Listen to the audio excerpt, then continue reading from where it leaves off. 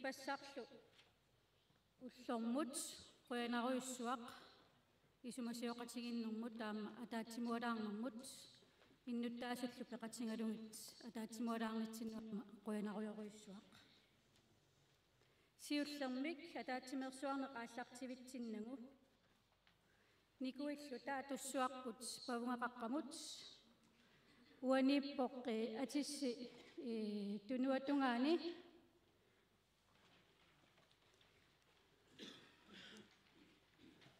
kungip taalliaatoq atussuarput pavungaqaqqamut nikuilla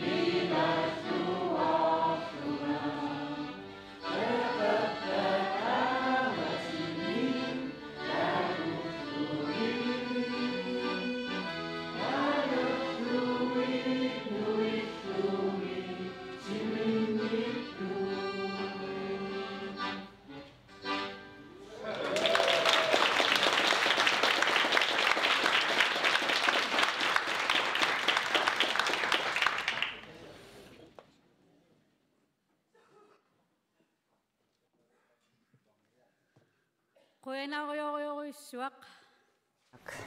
Neripungaama ullormumatumunga isertuana. Jeg håber, at det var en god start på en god dag.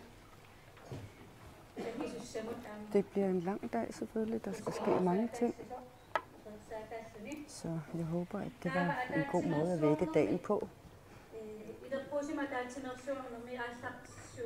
Nu starter vi op på det ordinære landsmøde. Det første vi gør, det er, at vi skal vælge en ordstyre. Og inden det kan jeg sige til tilhører udenfor, at man kan følge med på dansk og på grønlandsk via Facebook-gruppen, hvor man kan linke sig ind på den streaming fra landsmødet. Og så kan man vælge enten den danske lydkanal eller den grønlandske lydkanal. IA Landsmøde 2024 hedder det link, man skal trykke på Inuit Ataqatigiits hjemmeside. På Facebook. Jeg tror, det var Facebook. Så nu skal vi til at i gang.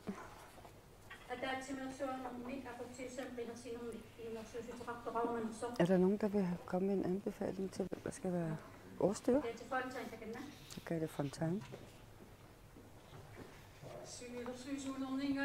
Fra hovedbestyrelsen vil vi gerne foreslå Aminor Petrusen Dahl. Det har I godkendt, har I ikke?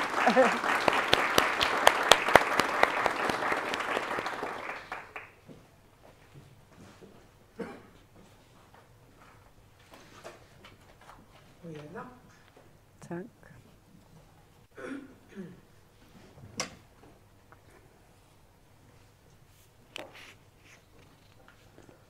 Quyanaq Inuit Ataqatigiit ilerquusuma ataatsimersuarneranni maala aasianni sitaleqisum inertannaqartum. Tak for valget til ordstyre her til Inuit Ataqatigiits landsmøde. Tak for valget. Det er jo smukt vejr derude. Tässä ataatsimersuarneruna pisarnertut Inuit Ataqatigiit kattifiata malittarisassaani. Landsmøde skal selvfølgelig afvikles i forhold til vedtægterne. Og tak for vores seminar i går. Og inden jeg kommer ind på medlemsforslag og dagsordensforslag, så vil jeg lige tilføje, at jeg også har bemærket, at et af værdisættene og værdierne for Inuit Ataqatigiit er ligeværdighed og respekt.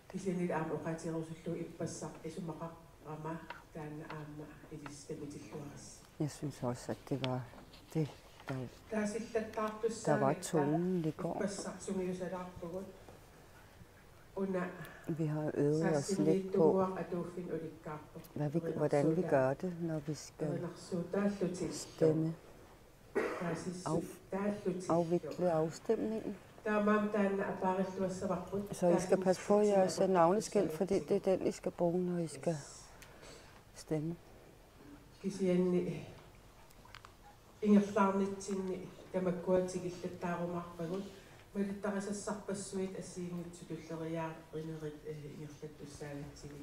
er jo en masse vedtægter, vi skal gennemgå, så jeg håber, vi får en fornøjelig dag, selvom det også er seriøst arbejde. Stykke 2.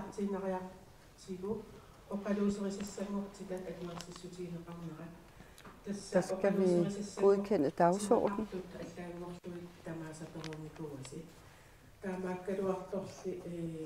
I har jo fået alle forslagene sendt frem. Men med hensyn til medlemsforslag,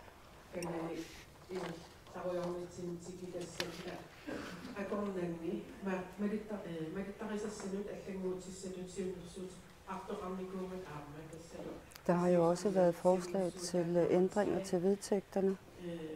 Desværre så har tolken ikke oversigten over dagsordens forslag til selve ordinær møde, så jeg kan ikke, jeg har ikke det samme overblik.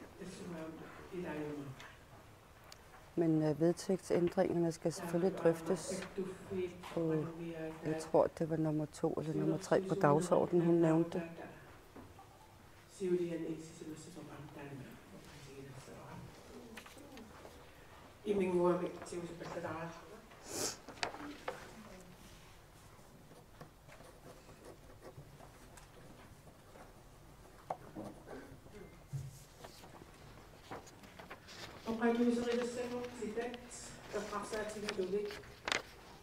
Med hensyn til forslag til dagsorden.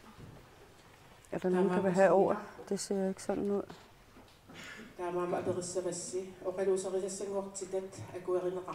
Og jeg vil høre jer. Godkender i dagsordenen.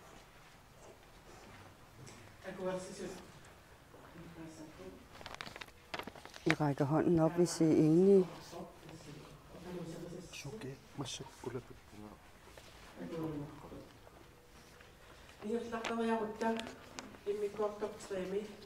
Så er det stykke 3, eller punkt 3, og der er det valg af referent.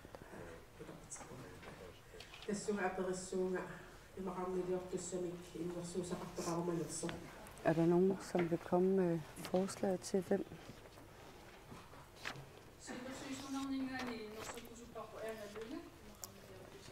Hovedbestyrelsen foreslår Erna Lynge skal være referent. Tak. Det er hermed på plads.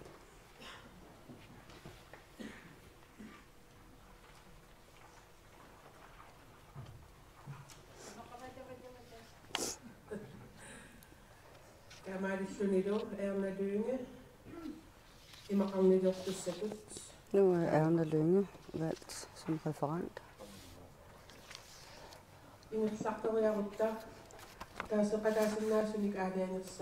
Nu skal vi beslutte med hensyn til, hvilke delegerede, der er stemmeberettigede. Det her stykke papir blev runddelt, eller omdelt, som har gule og grønne streger. Og så vil Janne lige forklare, hvad det stykke papir er. Tak. Den morgen har vi registreret alle, der er ankommet her.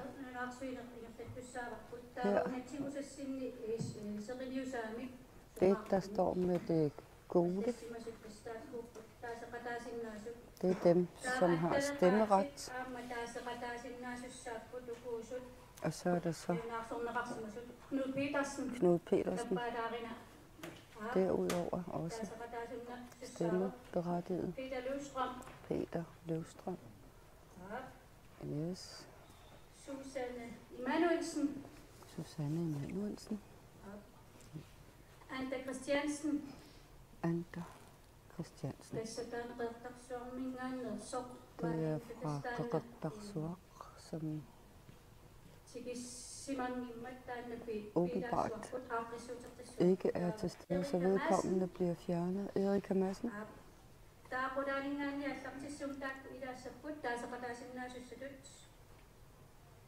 Så det stemmeberettigede er Mutti, Aqaluaq, Vilma Nede, Agathe Fontana, Anne Hansen, Bent Christiansen, Naja, Nivi, Aqaluq. Det er stemmeberettiget.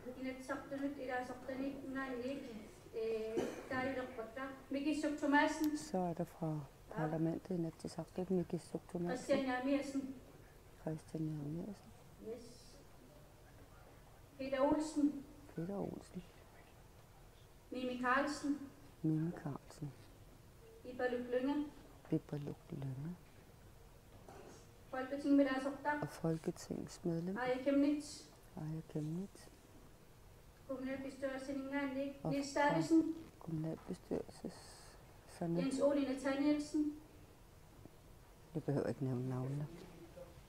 og nævner også der var meget godt, der er sine ringer til tilbage. Og kommer Fisser Rutz, Claus Lundblad, Niels Christensen, Marianne S. Larsen, Juliane Enoksen, Nea Sofia, Pedersen Løbert, Ujo Bedaksen, Ribeiro Larsen, Jo Jakobsen, Larsen, yes. Edvard Nielsen Avensen, Regina Bistrup, Ole Johansen, Gert Nielsen, Hans Jarmirsen, Hans Davidsen,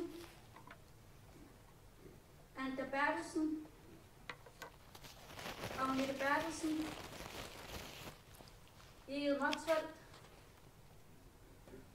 Thomas Egel, Rosa Christiansen, Lis Møller, Daria Larsen, Agathe Raffaldsen, Hans McBock Sistad, der mangler lige en dog i deres opsøg. Det er selv op på stedet på den. Jørgen Peter Lavensen, Horace Hornhus, Lude Larsen, Agnak, Ejkelsen Expositsen, Berten Møller, Tobias Bianco. Yes. Leonardo Baruch. Unmalik bak. Yaklaşan kişiye un kişisine oynayan olsun. Ja, så.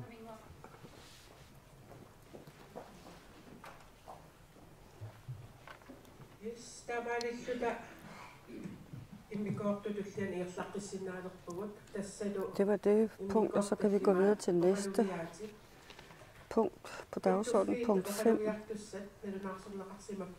Det er, hvem der skal holde taler. Der er forskellige organisationer, der har meldt sig. Den første, der skal holde en tale, er KNRPK's formand Nikolaj Jeremiasen. Det er Fiskere og Fangernes landsorganisation.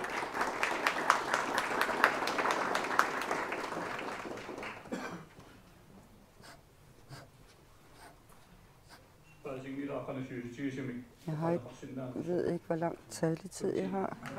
Så 2 timer måske. Jeg er glad for, at jeg kan være med her og deltage på jeres landsmøde på vegne af Fiskere og Fangerorganisationen. Ærede stifter af Inuit Ataqatigiit, formand for Naalakkersuisut, formand for Inatsisartut og medlemmer i Inatsisartut, kommunalbestyrelsesmedlemmer, bygdebestyrelsesmedlemmer og også delegerede fra forskellige lokale afdelinger, ansatte og også andre, der er inviteret til at være med her. Kigger jeg på nu her med glæde.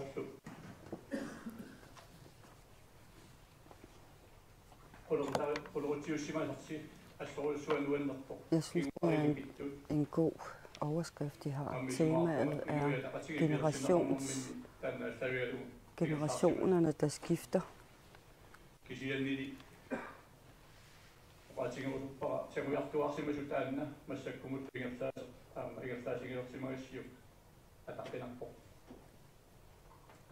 Jeg ved jo, at jeres politik har været meget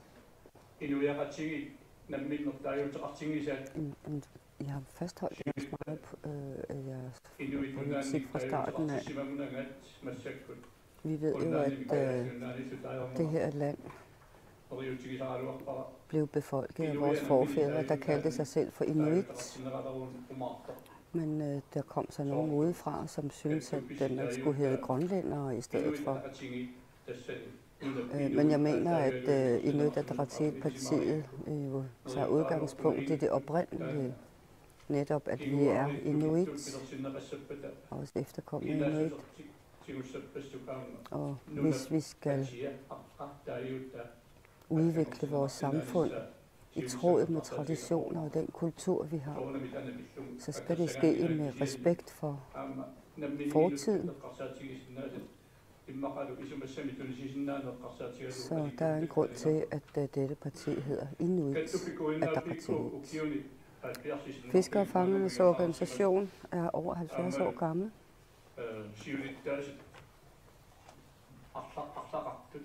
Og der har været mange forskellige bestyrelsesformænd gennem tiderne.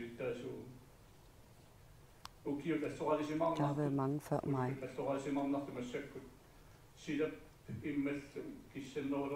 Vi har forskellige udfordringer med erhvervet, fordi vi har klimatiske udfordringer, lige så vel som vi også har forskellige udfordringer i forhold til at samle et helt lands fiskeriområder. Det er jo et kæmpe stort område, med store havområder også. Og det kan være svært at gabe over så store områder, fordi der er så store forskelle også i forhold til udøvelse af fisker- og fangererhvervet. Altså fiskere og fanger er dem, der passer på naturen. De lever af det afkast, de kan få fra naturen og de produkter, de kan fange. Men de er jo også med til at passe på, at bestandene ikke bliver udryddet. Når der bliver for få fisk derhen, jamen så flytter man andre steder hen. Og på den måde så har man igennem alle tider passet på naturen, fordi at Inuit selv vidste, at de var en del af naturen. Men altså i dag står vi i en helt anden situation. Vi forsøger at opføre os som om, at vi bor midt i enten Europa eller andre steder. Vi har også gennem tiderne måtte kæmpe for vores eksistens og vores tradition i forhold til at fortsætte for eksempel med nedlæggelse af havpattedyr, som vores generationer har overlevet på gennem tiderne. Med hensyn til fiskeri og fangst, så er der jo i dag så mange restriktioner på grund af de forskellige bevægelser, der er i økosystemet, men også i forhold til klimaforandringer og også verdens, hvad skal man kalde det, den tone, som mange rundt omkring i verden har i forhold til, at man synes, det er synd, at man skal spise et dyr, man har nedlagt. I Norge har man masser af fisk. Med hensyn til fiskeredskaber er det noget, man tager med, og vi bruger vores redskaber til at fiske fangsten. Men altså ved Grønland er der så meget fisk og så mange havområder, at norske fiskeredskaber ikke kan bruges ved grønlandske kyster, fordi de kan slet ikke nå derhen, hvor de skal.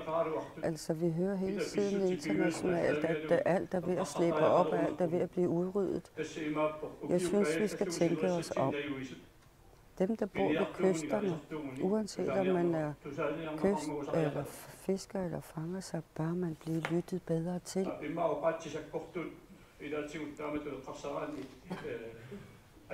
Selvfølgelig kan man godt synes, at det er en barsk måde, jeg siger tingene på, men vi bliver nødt til at tænke os om i forhold til status quo. Vi skal bo her, og vi bor her, og vi skal også regulere vores fiskeri og fangst ud fra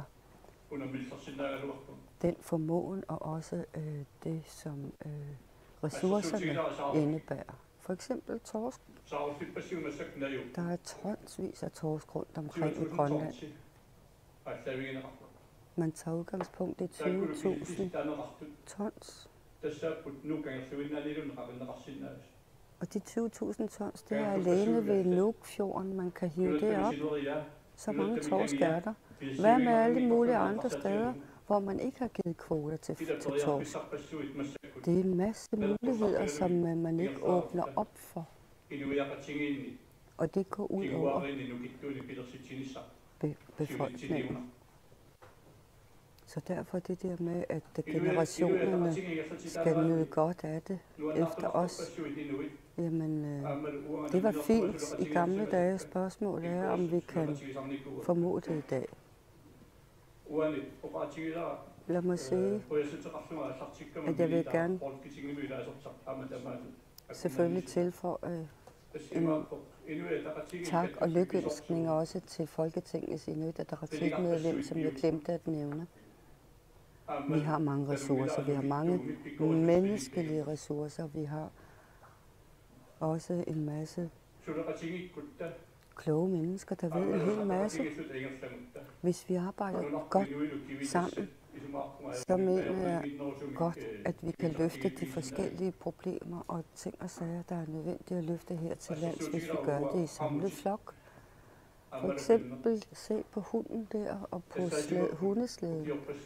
Det var det transportmiddel, som var med til at sikre overlevelse, når man bor i islægge områder. Et uundværligt redskab, har jeg nær sagt, fartøj. Med hensyn til leveforholdene, når vi tænker på det nordligste Grønland og Østgrønland, så ved vi jo, at de har store udfordringer, fordi klimaforandringerne gør, at man ikke kan gøre, som man gjorde tidligere. Nu kan jeg fornemme, at ordstyrerne er ved at komme tættere på mig. Måske er jeg ved at få brugt min taletid. Jeg synes ellers, det er dejligt at stå her og snakke til jer.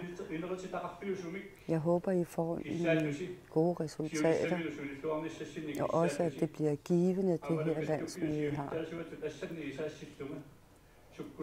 Og jeg vil gerne række hånden frem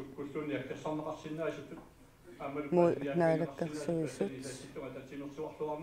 som Naalakkersuisut selv har sagt, at de rækker hånden frem til samarbejde, og det gør vi også fra Fisker- og Fangerorganisationens side. Tak.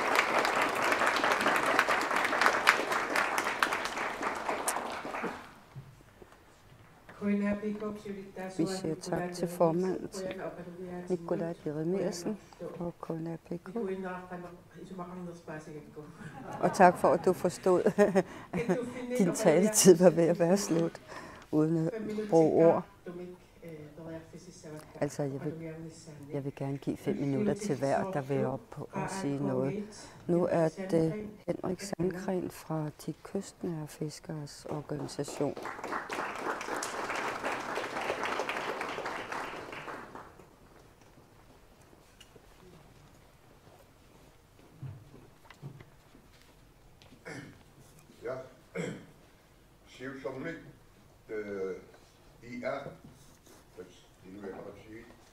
Først. Tillykke med de 45 år, Inuit Ataqatigiit. Det er rigtig mange år.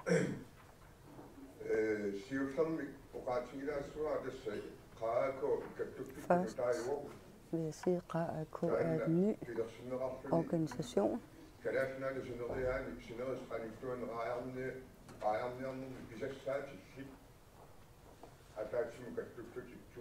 Det er for at opnå nogle rejekvoter, ved at de kystnære fiskere har slået sig sammen og dannet den her forening. Og det er blevet realiseret nu med foreningen her.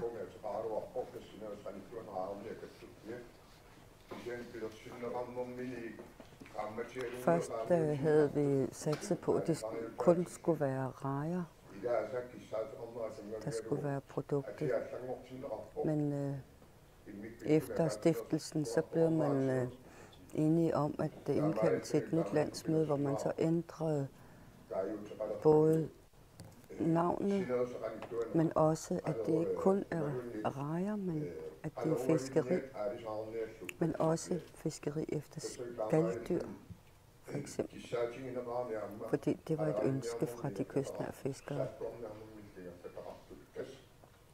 Både hellefiskefiskerne og muslingefiskerne og de kystnære fiskere, de har slået sig sammen.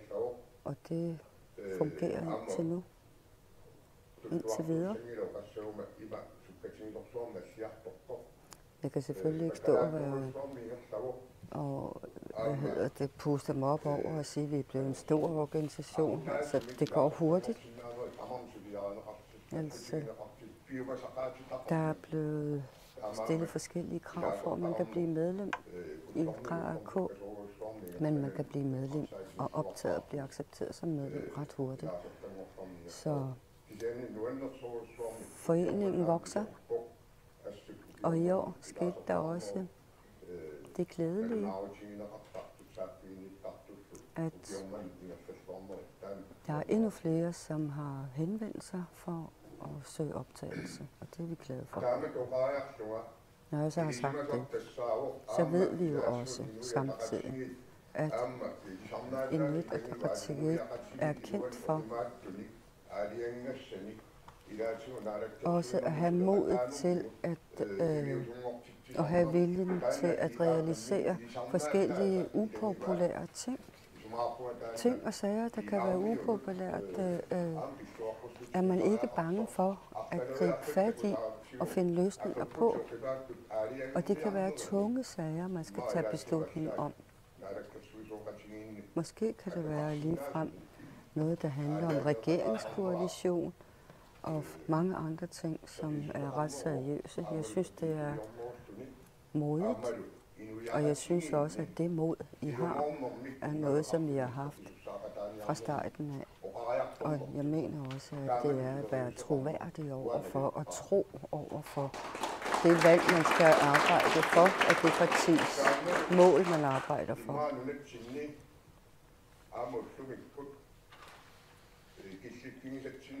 Når jeg tænker på status quo, så kan det selvfølgelig være svært både at være venlig og imødekommende, men også skulle tage upopulære beslutninger nogle gange. Uanset hvad, så kan vi alle lære noget om, at de her forskellige diplomatiske øvelser, det kan være. Fordi uanset hvad, så skaber det jo altså tryghed, at man føler, at der er stabilitet. Og hvis der er for meget utroværdighed og slinger i valsen i det politiske liv, jamen så betyder det også urolighed og utryghed i befolkningen. Med hensyn til fiskeriet, og især det kystnære fiskeri,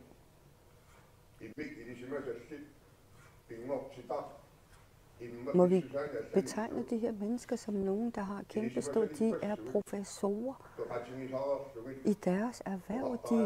Det er ikke kun fisken og fiskeriet, de kender noget til, og redskaber og fartøjer. Nej, det er også hele naturen og klima, og jeg ved ikke hvad, strømforhold og vindforhold. Og de fortæller hele tiden og lader deres egen viden komme andre til gode. Man snakker om bæredygtighed, og det skal være på det grundlag, man forvalter ressourcerne. Det vi mangler, det er at skride til handling. Nu har vi debatteret og snakket om tingene, og vi har skændtes, og vi er blevet enige. Lad os nu skride til handling. Man har forskellige udfordringer med hensyn til hellefisken og hellefiskefiskeriet, hvor der er tildelt forskellige kvoter i forhold til de forskellige regioner rundt op og ned ad kysten. Jeg kan ikke lige huske de tal, han kommer med. Men måden man fordeler kvoterne på i forhold til områder og mulighed for indhandling Det er jo sådan nogle ting, som man bliver nødt til at forholde sig til også, for at se det hele færdige billede.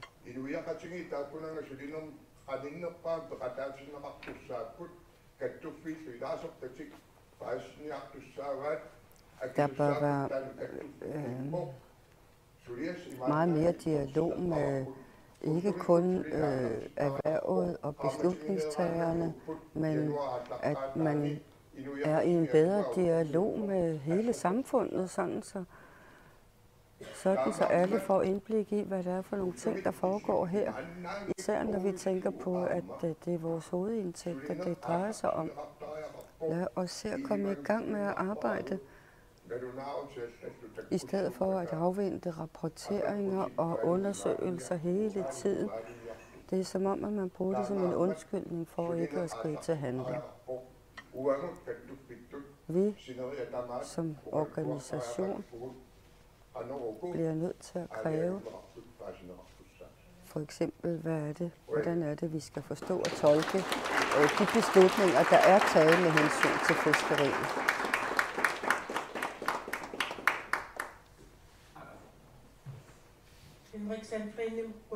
Vi siger tak til Henrik Sandgren fra AK. Og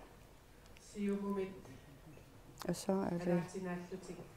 er det observatør fra Siumut.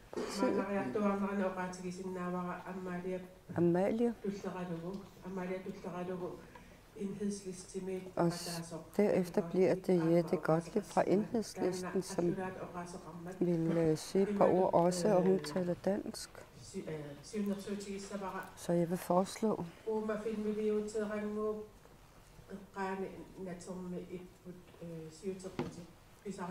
og anbefale, at hvis man har brug for tolkning til grønlandsk, når Jette Gottlieb står på talerstolen, så kan man så få tolkningen via lyttebøfferne. Værsgo, Amalie. Hej.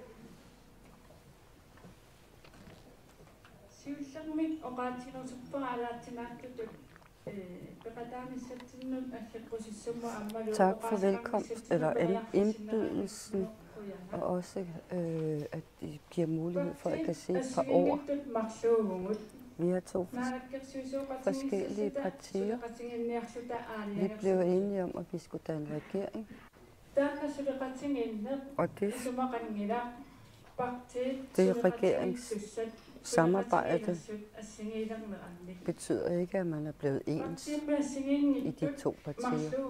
Vi er to forskellige partier, og der kan være stor forskel på holdninger og meninger.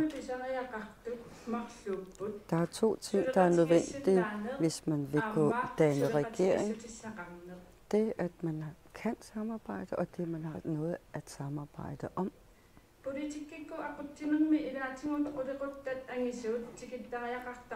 Selvfølgelig kommer man ind på store spørgsmål, der skal besluttes omkring. Det er jo et kæmpe stort land, som er på vej frem mod selvstændighed. Det, der er det vigtigste i hver form for samarbejde, det er, at man kan stole på hinanden, man har respekt over for hinanden, og at man er enige om, at man er fælles om at skulle samarbejde.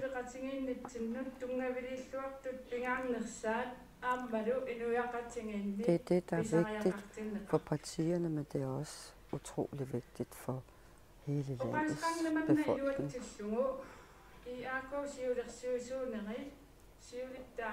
Til formanden og til hovedbestyrelsen for Inuit Ataqatigiit, og også næstformændene, der vil jeg gerne sige tak for den foregående tid, hvor vi har haft et rigtig godt samarbejde. Og vi glæder os til at se de nye medlemmer, der skal vælges til hovedbestyrelsen, og ser frem til, at vi fortsat har modet til at samarbejde og tage de forskellige beslutninger, der er nødvendige. Det, der er nødvendigt, det er, at et hver regeringskoalition er enige i grundlaget for, hvor man arbejder hen imod. Af trafikale forhold kunne Siumuts formand ikke komme her. Men Erik Jensen, formand for Siumut, og også den samlede hovedbestyrelse for Siumut, ønsker jeg her, eller sender her med de bedste ønsker til jer.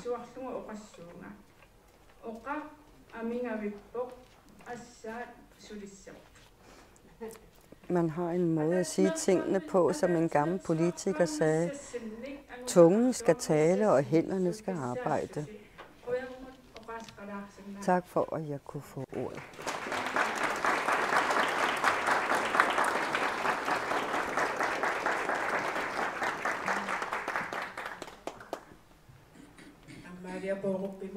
Vi siger tak til Amalie Borup. Og nu er det Jette Gottlieb fra Enhedslisten i Danmark, og det er Inuit Ataqatigiits søsterparti i Folketinget, kan man sige. Ja, tak for, at jeg får lov at sige nogle ord. Jeg har lovet at tale langsomt og tydeligt og kort. Jeg er meget glad for at kunne sende en hilsen fra Enhedslisten i Danmark. I er jo på en eller anden måde vores storbror. Fordi vi blev stiftet 10 år før vi gjorde. Men vi blev stiftet på samme grundlag. Værter, der vokser. Asigimik tungaveqarluta pidersidaavugun nunarsuarmia qianngissatipingassuupput aap siulleq tassaavo silaannaap allangoriartornera aappa tassaavo sorsunnermut tungasoq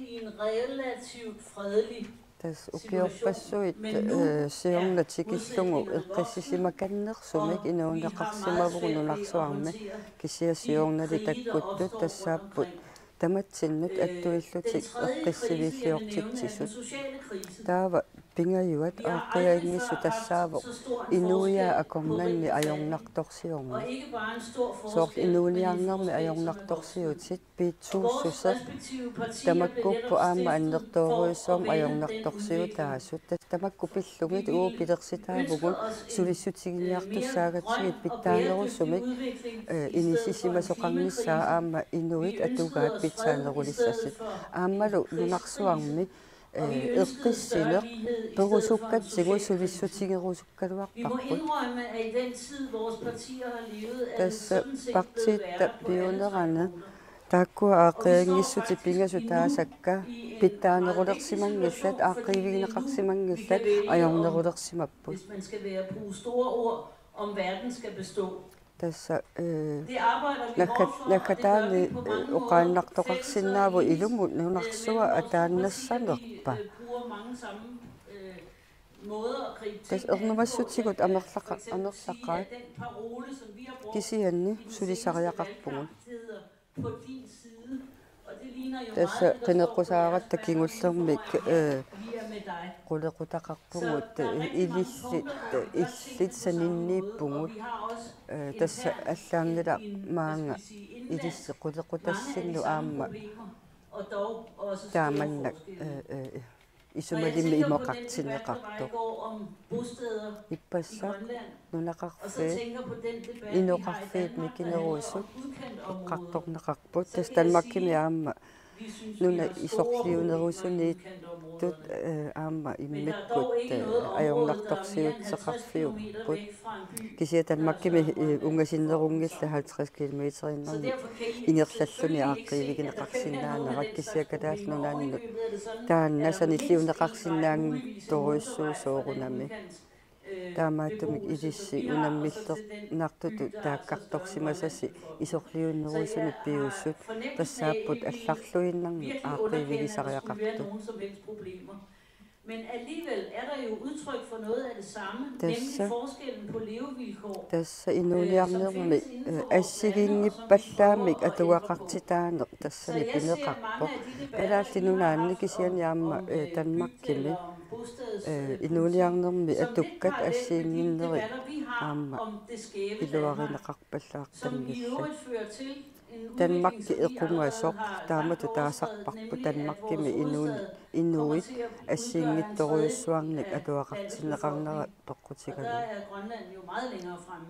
ta kisianimaani allatu iliorsimavusi siuarsimanerusutut inississimavusi immissinnut angusinnaasarsi tamakkerlusi pisinaa susersi pikkunartutu isiigakku tas ataatimoorluaq pasittarpusi assut tamanna immikkut immin nukimmik pilersitsisussaavu taamaattumi aamma nukissaq pigisariaqartoq aaqiaangissutsi aaqiiviginissaannut soorunalimi piareersaat assiingittorpassuusinnaapput kisianni ataatimoorneq tassaavu aama ataqatingiillumi suleqatingiillumi suliaqarneq angusaqaq fiunerusartunalungilarpoq тассанаммақатигииннеқ сулеқатигииннерлу атаққеқатигииннерлу тассааппут оқаатсит пиккугисакка исумалеруйуссуусут илисси аама пингаартитаси қуянақ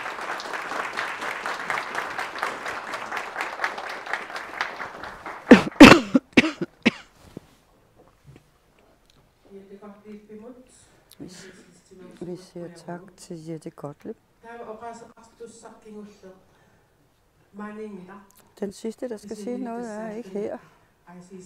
Men det er formand for Inuit Circumpolar Council. Sara Olsvig, tidligere formand for Inuit Ataqatigiit. Hun er nu formand for ICC, som er Inuit Circumpolar Conference. Hun er i Genève, og vi har indspillet hendes hilsen til jer her, og tolken oversætter til dansk.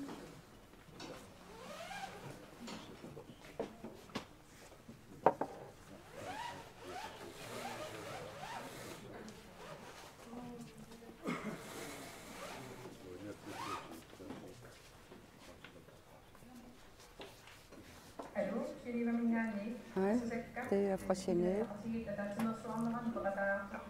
Kære delegerede og alle Inuit Ataqatigiit, jeg er i Genève, så jeg kan ikke være i Aasiaat, desværre. Jeg håber, I får en rigtig godt landsmøde, og at I får nogle rigtig gode drøftelser, og også at I får nogle gode resultater, som kan flytte noget for fremtiden. Jeg har været i 2 uger i Genève og snakker om oprindelige folks rettigheder, fordi der har været møde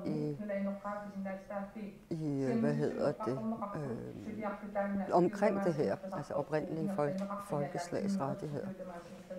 Det er et årligt tilbagevendende møde, som jeg har fået lov til at være med til. Altså det jeg kan sige, det er, at der er også regeringsrepræsentanter med til det arrangement, jeg er med til, så det er rigtig godt. Så har jeg et andet møde, jeg skal deltage i. Det er det 10-årige program, man har brugt, eller at det er 10-året for oprindelige folks muligheder for større selvbestemmelse.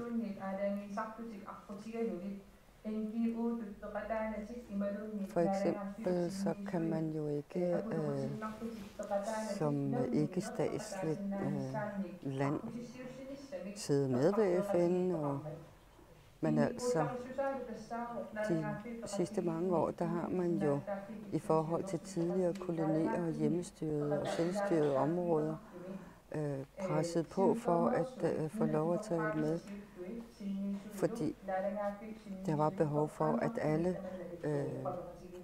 oprindelige folkeslags repræsentanter havde behov for at mødes i FN-regi. Og der har været forskellige deltagere med, både fra lovgivere og embedsfolk og andre. For eksempel også os som NGO. Der var op mod 600 repræsentanter fra oprindelige folks forskellige lande. Det er hele jordklodens oprindelige folkeslag, der har haft repræsentanter der. Både aktivister, men også på regeringsplan. Det er for at iværksætte FN's menneskerettighedserklæring og også erklæring vedrørende oprindelige folkeslags rettigheder. At man har skruet deltagergruppen sammen på den måde, som man har gjort det. Så jeg har selvfølgelig måttet forpligte mig til at være med, når det handler om oprindelige folk og oprindelige folks rettigheder. Med hensyn til resten af jordkloden, så sker der en masse utrygge ting rundt omkring. Men det, jeg kan glæde mig over, det er, at de allerfleste partier i Grønland har meldt ud og har en holdning til internationale kriser og også forsvars- og udenrigspolitiske emner, hvor man melder mere og mere ud og ønsker mere og mere indblik og også indflydelse. Fordi uanset om man er et oprindeligt folk eller ej, så påvirker krige og kriser rundt omkring alle. Så i og med, at man er verdensborgere her, så bliver vi nødt til at foretage de her snakke og være i dialog med hinanden, selvom det måske ikke direkte vedrører din egen hverdag, så påvirker det alligevel hele systemet. Om det så er sundhedsforhold, vi snakker om, eller om det er uddannelse eller økonomi. Så der er rigtig mange ting, som man kan sætte sig ned og snakke om. Alt er altid aktuelt.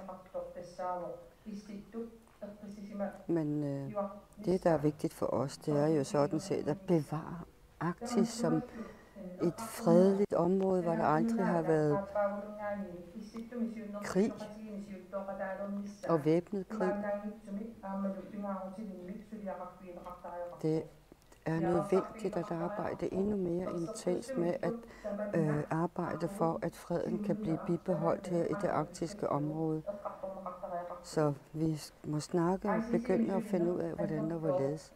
Vi har et kæmpe stort arbejde i ICC. Vi rækker ind over forskellige internationale emner. Og for nylig har vi også stillet forslag til, hvordan FN's forskellige organer og bodies kan forberede tingene, så de nemmere kan invitere for eksempel repræsentanter fra oprindelige folk og også rejse forskellige dialoger og drøftelser og seminarer omkring bestemte emner. Jeg kan heller ikke undlade at nævne et nyt skridt, man har taget hjemme i Grønland, som andre IA-formænd har været med. Det er kampen og arbejdet for at få selvstændighed i Grønland. Det jeg vil nævne i den forbindelse. Når vi bliver stat i Grønland, så skal det selvfølgelig stå i en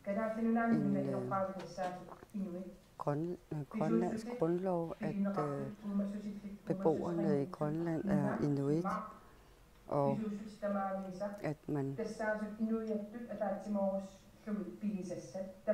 at alle de levende ressourcer er del af inuits, eller inuit har brugsret til. og at man skal have lige rettigheder.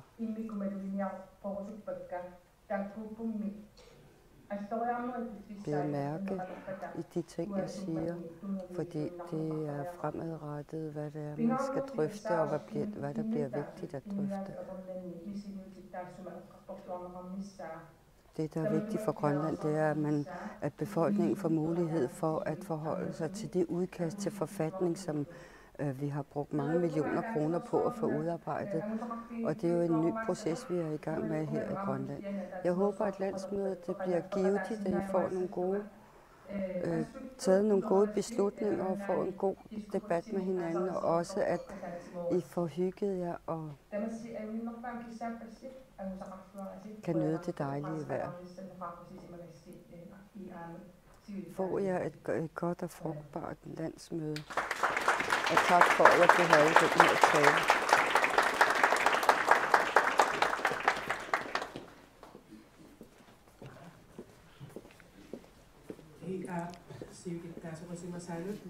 Det var tidligere formand for Inuit Ataqatigiit, Sara Olsvig, som var med fra Genève.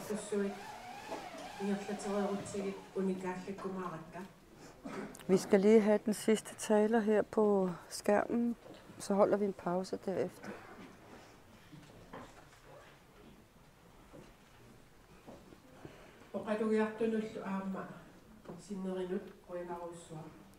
Og selvfølgelig skal jeg også lige rette en tak til de tidligere taler. Okay.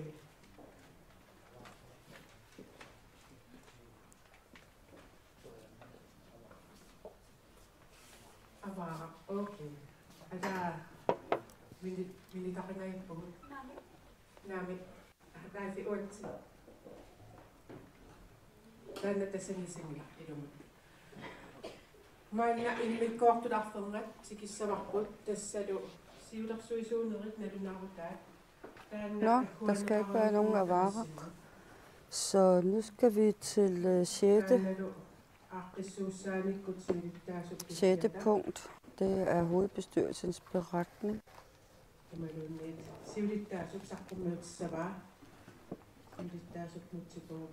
Og det er Mutibo Bede, der skal fremlægge hovedbestyrelsens beretning 21 til 2024. Kære delegerede, samarbejdspartnere, gæster udefra, og jer, der følger med via medierne.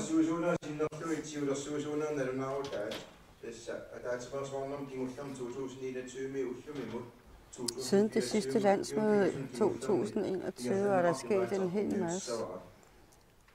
Vores organisation har ansvaret for ledelsen af landet og for alle politiske forvaltninger, i bygdebestyrelser, kommunalbestyrelser, Folketinget, Inatsisartut, og også at Inuit Ataqatigiit har et stort ansvar hos naalakkersuisut regeringen. Jeg vil ikke undlade at takke jer for, at I samarbejder omkring vores mål hver eneste dag. Og jeg vil heller ikke undlade at takke jer for de seneste års samarbejde i hovedbestyrelsen i Inuit Ataqatigiit. Vi har arbejdet med at give lokalafdelinger større indflydelse, som det blev ønsket fra sidste landsmødes side. Og ved at forny organisationens sekretariat, så har hovedbestyrelsen besluttet, at der skal ansættes en medarbejder til at varetage lokalafdelinger og kommunikationen med dem, der har gjort et stort arbejde for at forny det her sekretariat, og der er nu ansat en medarbejder, der arbejder med lokalafdelingerne. Gennem denne stilling så er der nu etableret vedvarende kontakt. Der er kommunikation mindst én gang hvert kvartal, og der arbejdes med initiativ og rådgivning. Organisationens samarbejde med lokalafdelingerne skal løbende udvikles. Vi havde 45 års jubilæum i 2023, og man har ude på kysten markeret jubilæet med kaffemik. I hverdagene er der telefonisk kontakt, og også via e-mail. Og så er der sms-grupper, hvor man kommunikerer de enkelte kommuner imellem, og hvor man kan sende forskellige meddelelser og udtalelser osv. Og derudover så er der jo kommunemøder om foråret og efteråret. Og under disse møder så tager man emner op, som Inuit Ataqatigiit-organisationen ønsker at drøfte. De enkelte lokalafdelinger gør status på deres virke. Kommunalbestyrelsesmedlemmerne orienterer deres grupper, og lokalafdelingerne spørger ind til kommunalbestyrelsens virke. Disse gensidige orienteringer det er positive og givetige, hvor lokalafdelinger fremsætter eventuelle kritikpunkter, for eksempel over for kommunalbestyrelsesmedlemmer og tager emner op til videre arbejde. Det er meget naturligt. Man opfordrer for eksempel medlemmer af kommunalbestyrelser og bygdebestyrelser til, at de orienterer lokalafdelingerne om de forslag, som de fremsætter til beslutning. Kommunemøder vil altid være nødvendige. Alle møder viser jo, at vi altid har mulighed for at forbedre samarbejdet i kommunen. Og i lokale afdelingers samarbejde med folkevalgte, det er vigtigt for baglandet, for kommunalbestyrelsesmedlemmer og deres nærmeste partnere skal løbende orientere sig, der skal være meningsudvekslinger. Det er også vigtigt, at de folkevalgte deltager i kommunemøderne, i det jeg bemærker, at de giver positive input. Emner, der kræver samarbejde, at blive taget op. Det er ligeledes vigtigt, at medlemmer af Inatsisartut og kommunalbestyrelser har et samarbejde, fordi medlemmer af kommunalbestyrelser skal arbejde med disse omkring borgerne, og derfor så skal Inatsisartut medlemmer samarbejde med folkevalgte i kommunerne forbedres. Vi skal arbejde for at blive stærkere i kommunale sager, og hovedbestyrelsen vil henvise det på nuværende tidspunkt, at vi nu arbejder med en ændring af vedtægterne. Det gør vi for at være stærkere.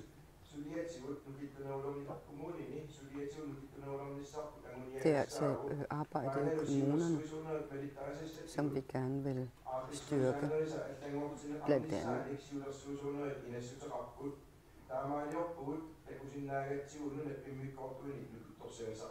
Vores sammenkomster giver styrke, og de landsdækkende sommermøder, de er nu taget op igen.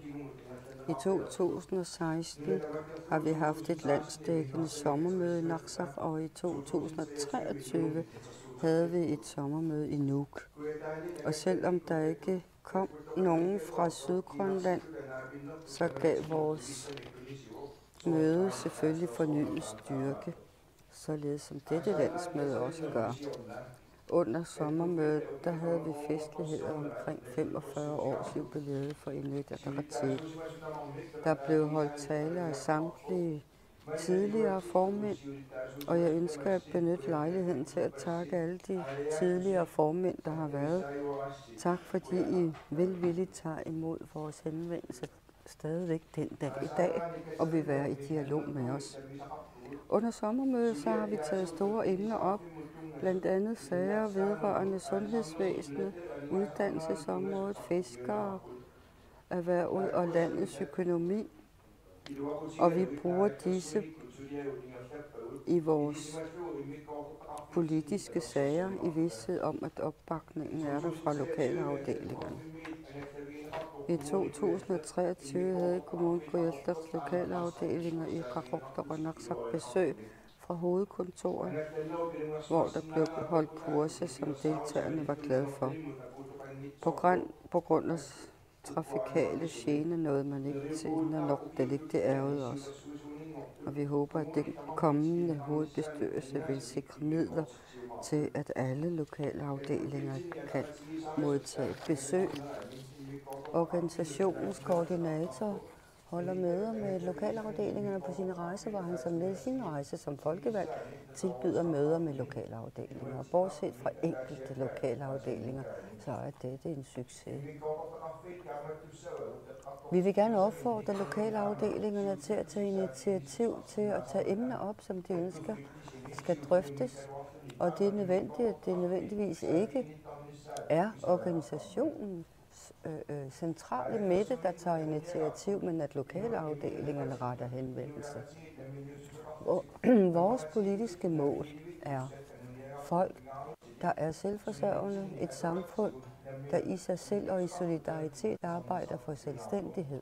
Dette er et vigtigt mål. Lad os benytte den i alle vores indsatser, hvor vi selv tager initiativ. Det er organisationens ånd.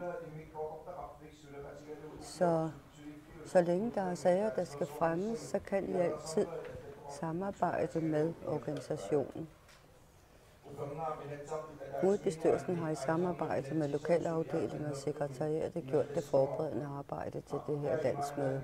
Og under forsamlingen i Inatsisartut har vi besluttet en ny fiskerilov. Det har været en hård proces, og vi har undervejs ikke altid været enige. I Inuit Ataqatigiits mål, så er det fastsat, at samfundets fælles ressourcer skal komme flertallet af alle borgerne til gode. Og det er udgangspunkt i arbejdet med, og det var det, der var udgangspunktet i arbejdet med en ny fiskerilov. Alle ændringer kræver smertefulde beslutninger, og det kan kun ske, hvis man er modig. Under arbejdet med fiskeriloven har vi holdt møder i organisationen, og under en kort Inatsisartut-samling har vi holdt møder i weekenderne. Tak til alle, som har deltaget i det arbejde. Vi har holdt med vores medlemmer fra bygder og byer, hvor man for eksempel har fremsat løsningsforslag, og vi er nået frem til en løsning, som alle står bagved.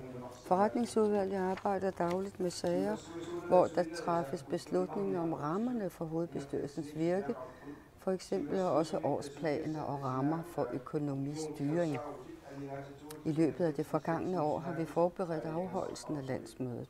Og under de forgangne landsmøder, der har man fremført ønsker om at forny organisationens vedtægter, hvor man blandt andet har haft ønsker om at ændre fælles delegat for lokale afdelinger, som ligger tæt på hinanden, og også hvor man ønsker, at alle bosteder skal have deres egen delegeret. Efter ønsker om ændringer af vedtægter har hovedbestyrelsen præsenteret indstilling om fornyelse af vedtægterne. Under hovedbestyrelsens virke har valg til Folketinget fundet sted, og vores flittige mandat af Folketinget og medlem Arja Chemnitz har opnået genvalg. Arja, tak for et rigtig godt samarbejde. Og ligeledes så ønsker jeg også at takke de kandidater, der også stillede op sammen med Arja til folketingsvalget. Hovedbestyrelsen og forretningsudvalget har et tæt samarbejde med Arja om mange forskellige sager, hvilket vi er taknemmelige for.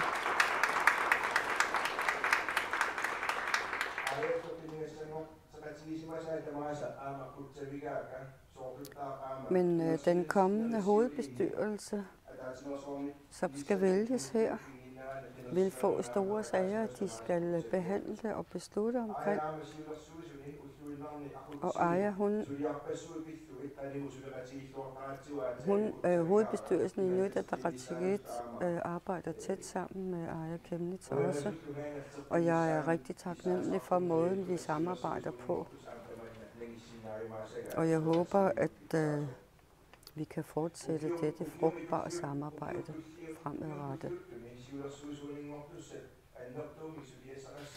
Altså den kommende hovedbestyrelse får store sager, de skal behandle. Der skal afholdes 2 valg i Grønland, og derefter så vil man også sammen med forretningsudvalget have spændende og vigtige sager at udføre. Afslutningsvis så vil jeg på vegne af hovedbestyrelsen takke alle de frivillige, som ihærdigt arbejder for vores mål, som de fuldt og fast tror på. I er dem, der giver os styrke og ekstra ressourcer. Tak.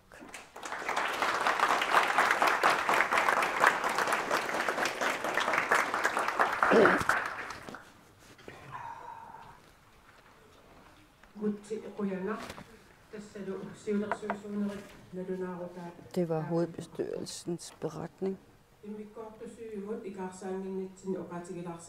Inden vi går over til punkt 7, der er blevet omdelt et nyt stykke papir. Det er de stemmeberettigedes liste.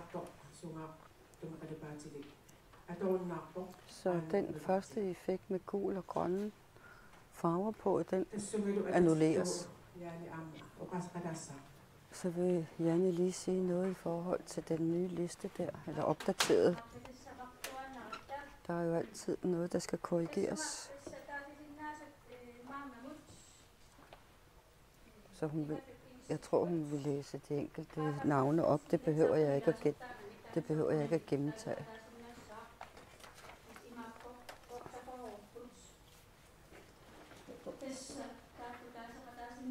Der er 48 stemmeberettigede.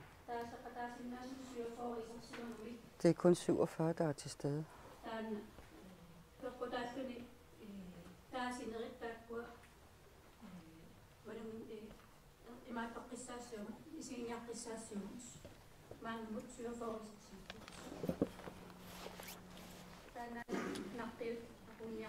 Så det var bare for at fortælle, at der ikke er 48. Der er 48 stemmeberettigede, men det er kun 47, som er til stede. Og det er kun, når man er til stede, at man kan deltage og udnytte sin stemmeret. Tak, Janne, for din præcisering. Nu pause sådan. Nå, punkt 7. Det er, så vidt jeg husker, en godkendelse af hovedbestyrelsens beretning. Jeg vil spørge jer, om der er nogen, der vil kommentere, eller har noget at sige i forhold til hovedberetning, eller hovedbestyrelsens beretning.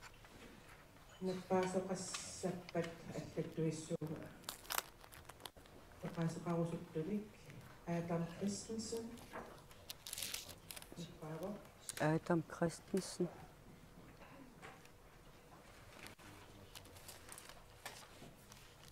Har bedt om ord. Værsgo, Adam.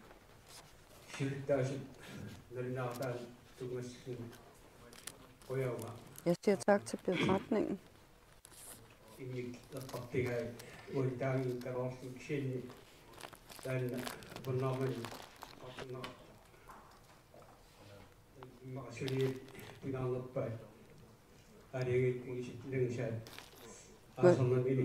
Jeg har ikke noget at sige så meget til indholdet af beretningen, men mere i forhold til fiskeriloven. Det har været en streng proces. Vi havde,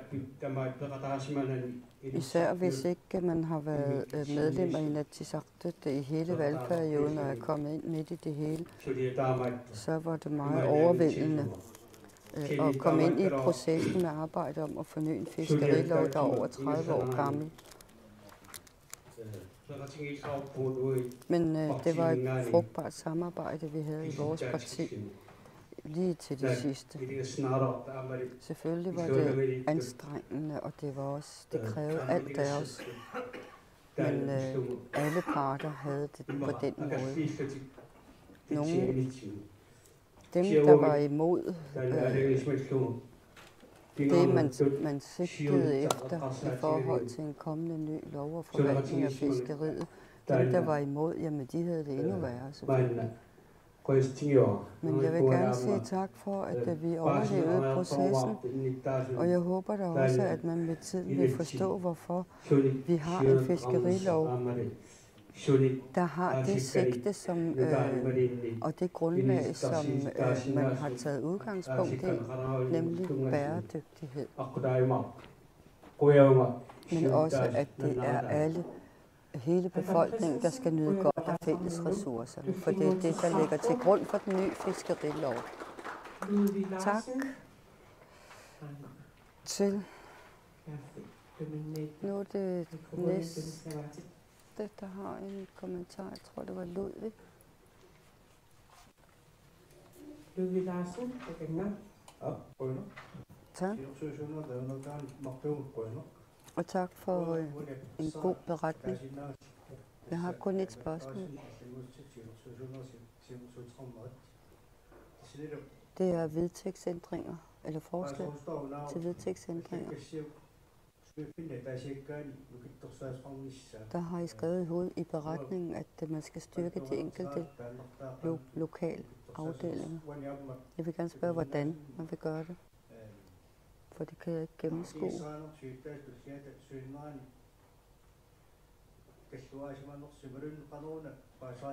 Altså, hvad er det, hvordan, hvorfor skal vi ændre vedtægter, og hvad er det, der er sket i forhold til kontakten med lokalforeningerne? Jeg kan jo se i forslaget, at en enkelt stor kommune skal have én repræsentant.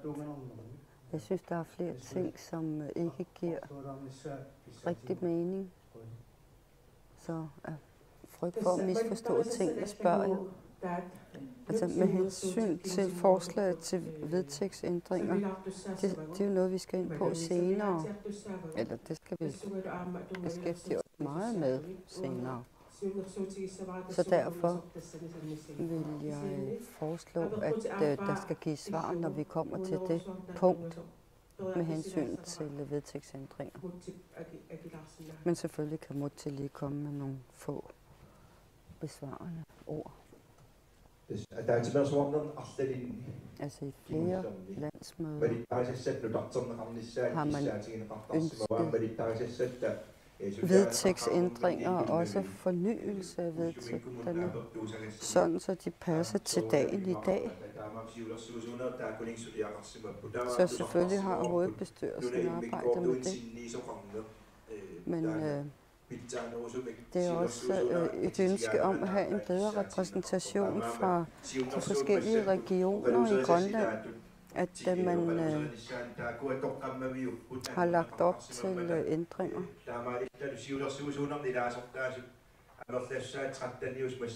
Vi har jo 13 i hovedbestyrelsen, og spørgsmålet er, hvordan og hvorledes man kan ændre på arbejdsopgaverne i forhold til hovedbestyrelsens medlemmer og ansatte.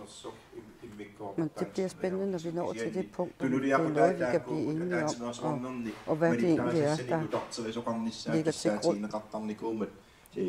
og hvordan vi kan gøre det. Men det er jo den nye hovedbestyrelse, der skal arbejde efter de her forhold. Så når vi kommer til punktet, jamen så bliver det klart. Tak, Mutti. Så er det Regina M. Bistrup. Værsgo. Tak for beretningen, Mutti.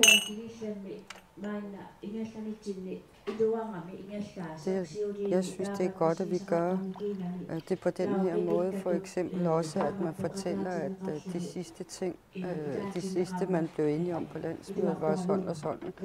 Og jeg er rigtig glad for, at man lægger op til, at man kan få endnu bedre indflydelse, når man kommer fra de forskellige lokalafdelinger, også regionerne, men også fra kommunerne og bygdebestyrelserne. Tak, Regina.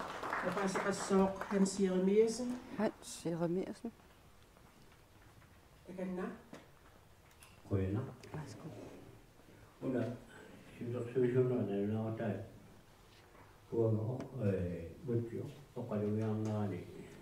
beretningen kan jeg godt lide, mens Mutti fremførte den. Når man er med i bygdebestyrelserne, så er det dejligt at blive informeret løbende. Så det synes jeg bare, vi skal give en kæmpe hånd for, fordi det er Noget af det bedste, jeg har oplevet. Vi siger tak. Juliane Enoksen og ikke Henningsen, som er tidligere folketingsmedlem for Inuit Ataqatigiit, men Juliane Henningsen. Nej, Enoksen.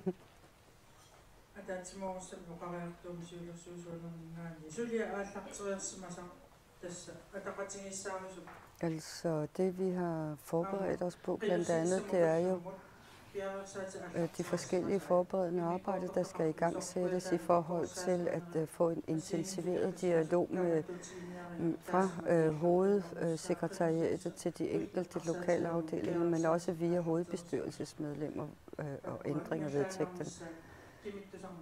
Så jeg synes, at vi skal fortsætte med de her orienterende møder, vi også har, og måden vi holder hinanden opdateret på.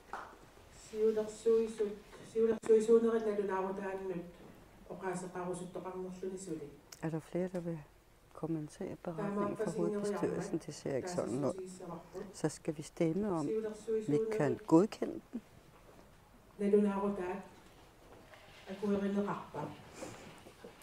Kan man godkende beretningen? Yes. Beretningen er hermed godkendt.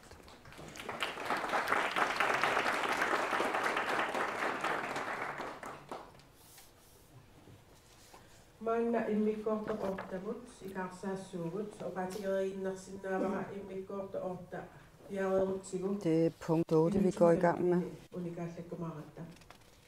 Og så får vi 15 minutters pause bagefter.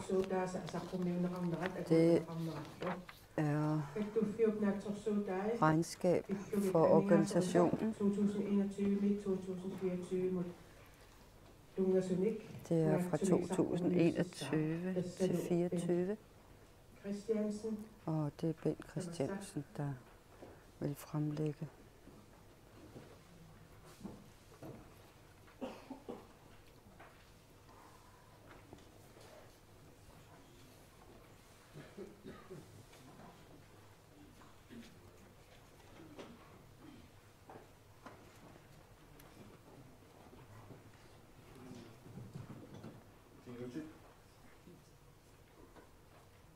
Venner.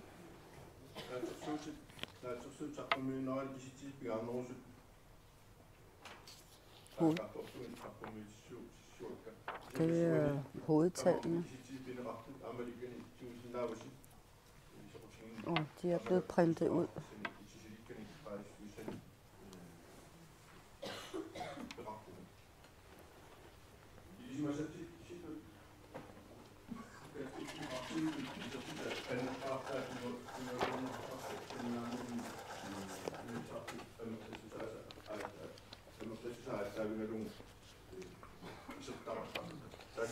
Indtægterne baseres på antallet af medlemmer og medlemmernes indbetaling. 3,3 millioner havde vi i indtægt.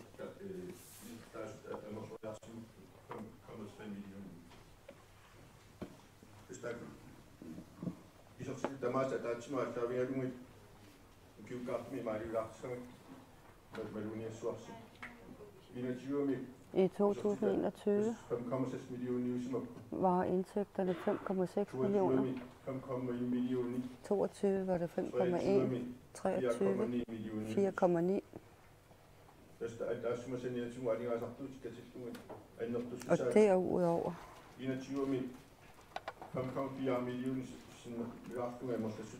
har vi udgifter. I 21 var 5,4. Det var et valgår, hvor det altid koster mere.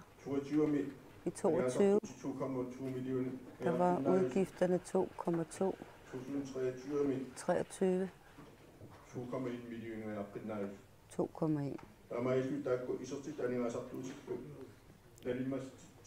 Så balancen siger I 21. 141.000 i overskud.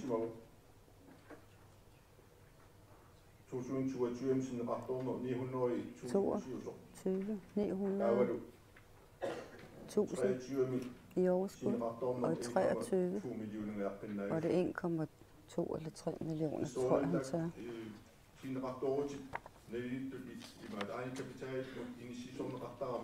Det er jo egenkapitalen, der på den måde vokser lidt. Vi havde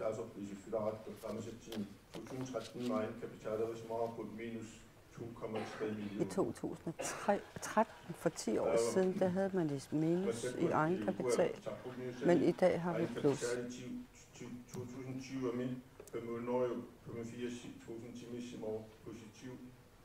er så 0,5 million. 22,6 millioner,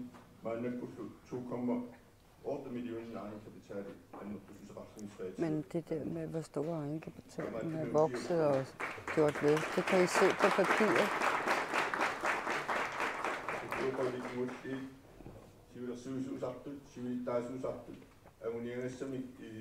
Med hensyn til tidligere hovedbestyrelser,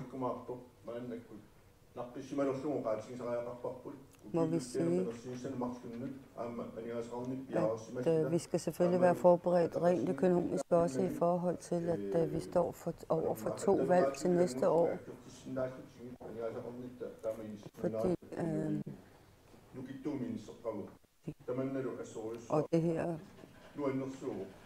resultat betyder sådan set, at vores kassebeholdning har det ganske okay. Så vi har omkring 2,8 millioner liggende et sted. Så lad os sige, at vores økonomi er meget stabil, og der bliver formentlig råd til at gøre de gode forberedelser til valgår til næste år. Tak.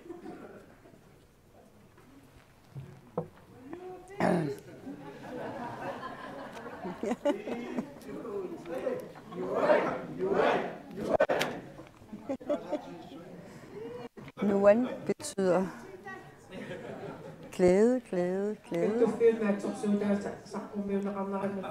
Tak for fremlæggelsen af regnskaberne for organisationen. Og er der nogen, der vil sige noget? Ludvig Larsen. Tak. Jeg er lidt ærgerlig over, at vi ikke modtager den i god tid forud. Vi har ikke haft tid til at kigge på papirerne. Men tak for, at kasseren fremlagde hovedtallene. Jeg kan jo høre, at vi er rige. Så det må vi jo bare bukke og neje og sige ja tak. Men også fordi, at man jo ikke kan ændre på penge, der er blevet brugt, og indtægter, der er dukket op. Så udover at være ked af, at jeg ikke modtager papirerne tidligere, så er jeg glad for resultatet. Er der andre, der vil sige noget til punktet? Jamen, det er der ikke, så er det Mutti, der skal runde af. Vores regnskaber bliver offentliggjort, fordi vi også har tilskud fra det offentlige til vores parti. Selvom vi har masser af likvide midler, så har vi dog nogle udgifter, for eksempel for landsmødet nu, og vi får også en masse udgifter til næste år i forhold til forberedelse til 2 forskellige valg.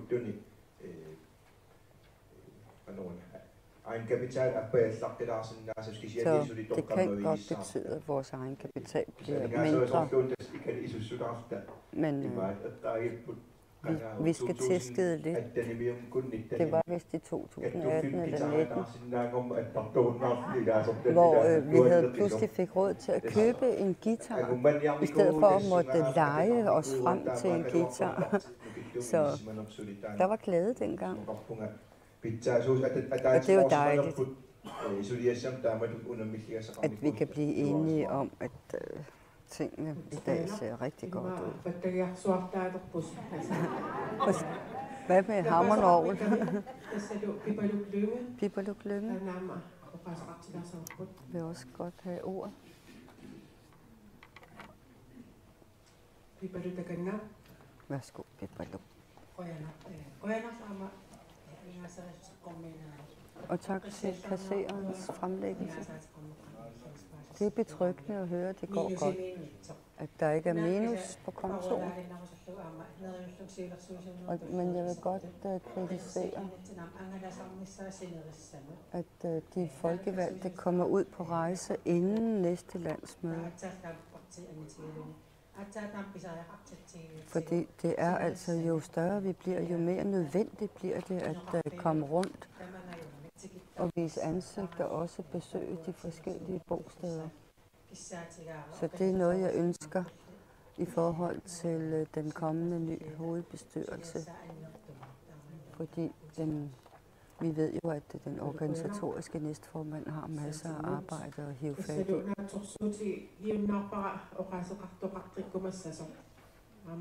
Så jeg regner ikke med, at der er flere, der vil have noget at sige nu. Så nu skal vi stemme om regnskaberne. Kan man godkende regnskaberne, som det er blevet lagt frem?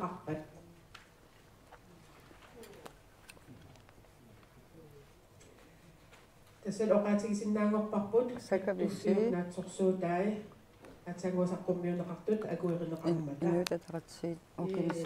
organisationens regnskaber er godkendt og vedtaget.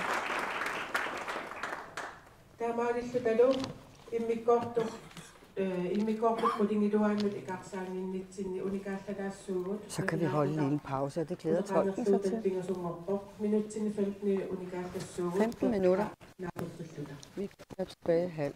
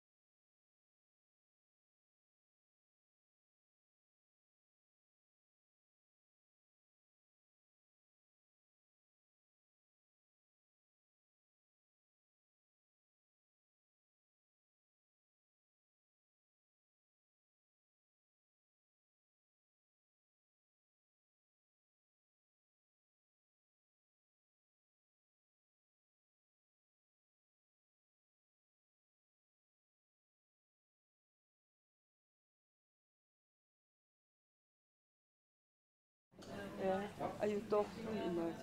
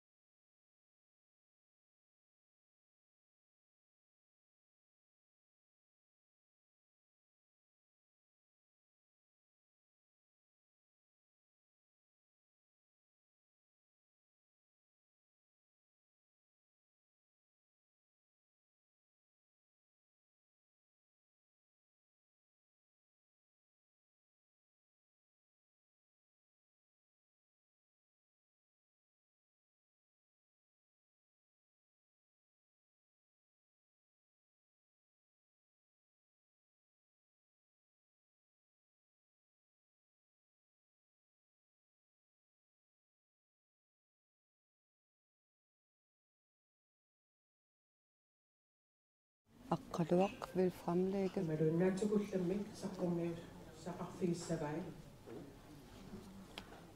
Ændringsforslagene ganske kort. Er du klar? Værsgo.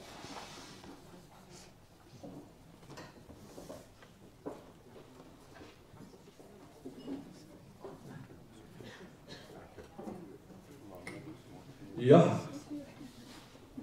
Tässä inuataqatigit ataatimersuartarnerana allinni. Under flere landsmøder har man ønsket ændringer af vedtægterne.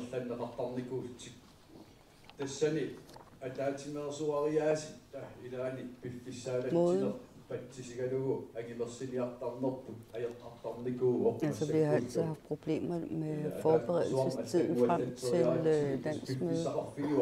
Så har vi denne gang gjort det lidt anderledes, hvor vi havde lidt bedre tid. Vi har flere sider, som der er foreslået ændringer på. Og så har man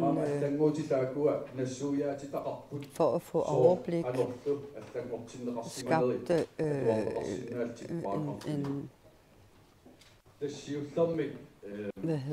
forsøgt at få overblik over, hvad det er for nogle ændringer, og hvordan det vil se ud på selve vedtægtssiden.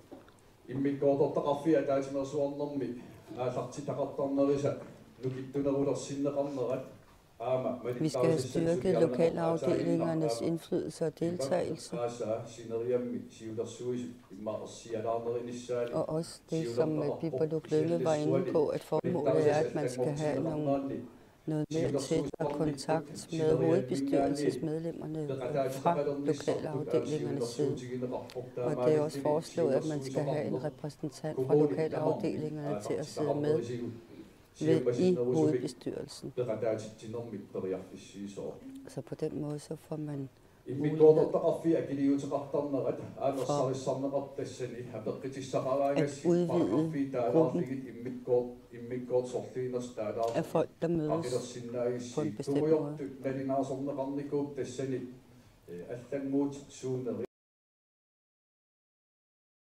Hvis den ikke har modtaget, så kan I se de blå. Det er dem, som der skal ændres på, eller foreslået ændringer til.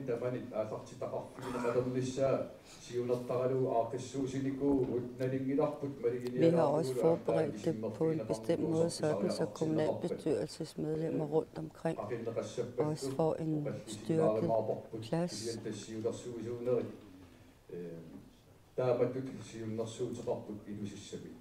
Men det er så hovedbestyrelsen, der foreslår, hvordan vi kan gøre det anderledes.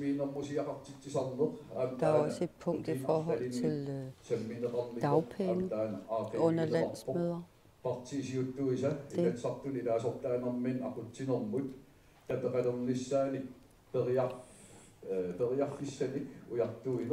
man har efterlyst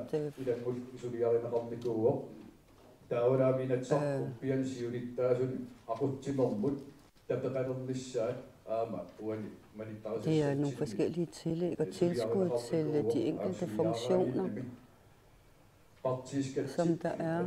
Så er der også partiskat, lige så vel som hvad man har brugt penge på osv. Det er også med i vedtægterne med hensyn til regnskaber. Man snakker om, at man har lagt op til, at medlemskontingenterne og de indtægter fra kontingenterne skal bruges til at servicere lokalafdelingerne bedre og styrke dem. Og der skal også præciseres i forhold til de forskellige funktioner, der er i hovedsekretariatet.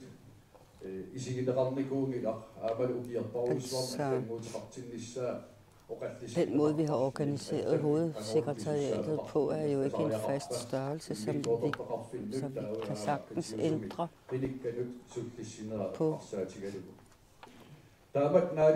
servicering og så videre og samarbejdet.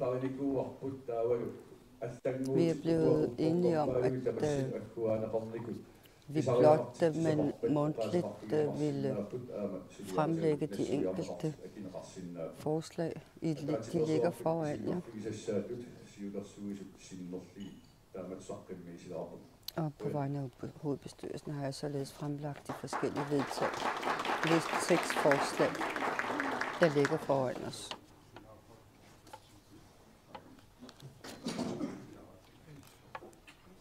Men også andre forslag til dagsorden eller til landsmødet.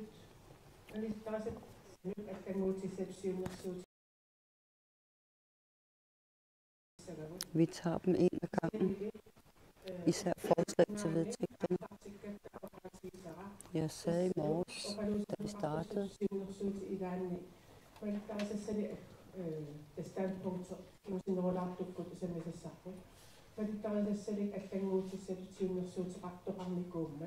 altså fordi vi har forslag til vedtægtsændringer.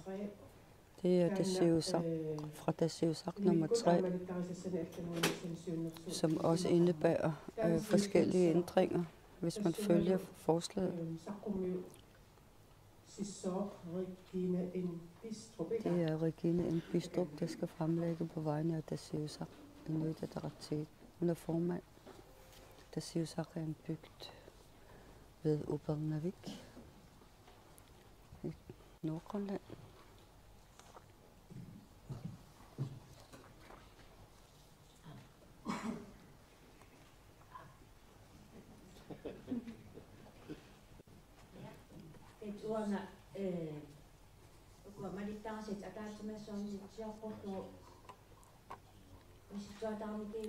Vi har undersøgt vedtægterne før landsmødet. Og jeg har også fået nye tanker i forhold til, at jeg kunne komme med nye forslag til næste landsmøde.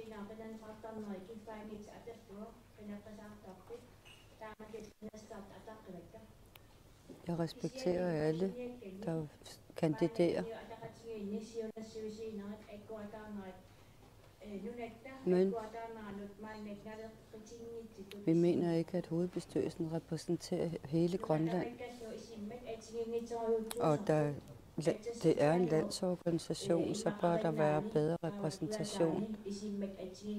Fordi der kan være forskellige holdninger og meninger i forhold til, om man bor i syd eller nord. Så selvom jeg godt ved, at der måske er møder med lokalafdelinger, men jeg synes, at det kan styrkes, og det vil jeg gerne ændre, så det kan blive.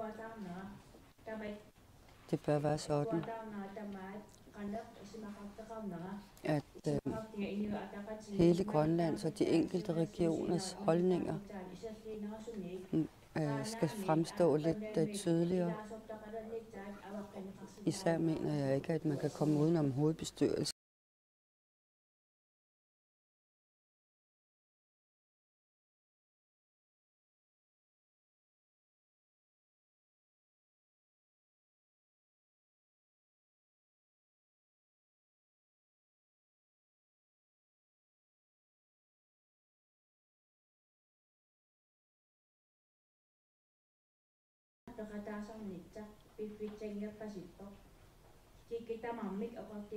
Altså, det handler om, at vi skal have styrket nærdemokratiet, også at de enkelte mennesker har mulighed for at opleve, at de har en indflydelse, når der bliver holdt møder. Og